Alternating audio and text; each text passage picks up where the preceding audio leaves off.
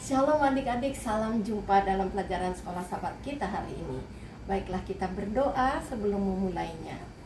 Terima kasih Yesus karena Engkau baik dan hadirlah sementara belajar firman ini. Dalam nama Yesus kami berdoa, amin.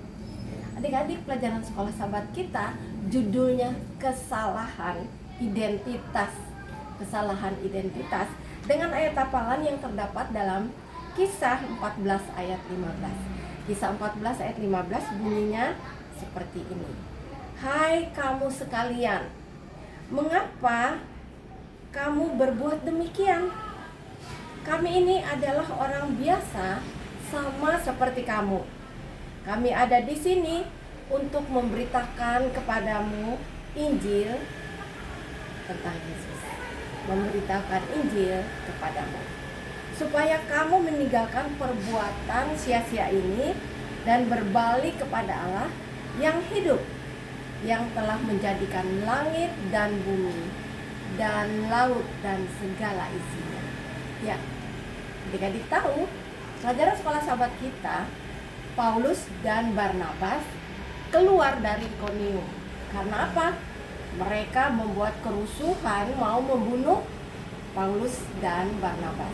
Oleh sebab itu mereka pergi ke Listra, mereka pergi ke Derbe untuk memberitakan Injil juga kepada mereka.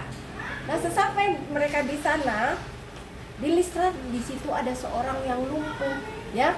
Dia tidak bisa berjalan sejak lahir. Pada waktu Paulus berkhotbah, dia sangat menaruh perhatian. Dan pada waktu dia menatap mukanya, sepertinya dia ingin mendapat sesuatu yang terbaik. Paulus langsung mendekati dia. Lalu dia berseru dengan keras, berdirilah tegak di atas kakimu. Tidak dua kali dia bilang berdirilah tegak di atas kakimu. Dengan segera orang ini berdiri dan melompat-lompat. Adik-adik, mereka heran. Orang-orang yang ada di situ heran. Lalu mereka berseru-seru, wah ini manusia, ya, adalah tetesan dewa. Artinya ini adalah dewa yang berbentuk manusia. Jadi Paulus itu disebut dewa, dan Barnabas juga. Barnabas dewa Zeus, Paulus dewa Hermes. Mereka berseru-seru, dan imam-imam dewa-dewa itu mendengar mujizat itu. Mereka tahu enggak bahwa sapi-sapi jantan yang dikalungkan bunga-bunga di lehernya supaya dikorbankan untuk Paulus dan Barnabas. Semakin banyak orang datang, semakin datang banyak orang. Paulus heran, ada apa ini? Mereka dengar, hai, inilah dewa yang sudah turun menjadi manusia. Tetapi Paulus dan Barnabas mengoyakkan bajunya di tengah-tengah mereka. Tidak, hai kamu sekalian, katanya. Sama seperti ayat hafalan kita mengatakan. Kamu sekalian, mengapa kamu berbuat demikian? Mengapa? Kami ini adalah sama seperti kamu. Kami sama seperti kamu. Dan kami di sini untuk memberitakan Injil bahwa Allah itu pencipta langit dan bumi. Kami sama dengan kamu.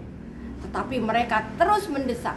Nah, adik-adik, di tengah kericuhan itu ada orang datang dari Ikonium dan Antiokhia.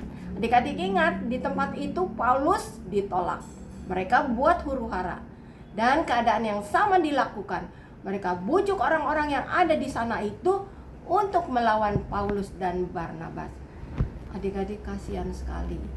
Paulus dan Barnabas yang tadinya dapat mengabarkan Injil, sekarang dipengaruhi orang-orang jahat itu. Mereka melempar Paulus dan Barnabas. Kamu tahu, sampai mati. Tapi kamu tahu, mereka tidak mati, hanya pingsan aja. Padahal mereka mereka sangka sudah mati. Dia digeret keluar Listra, dan di sana Paulus sadar. Kenapa?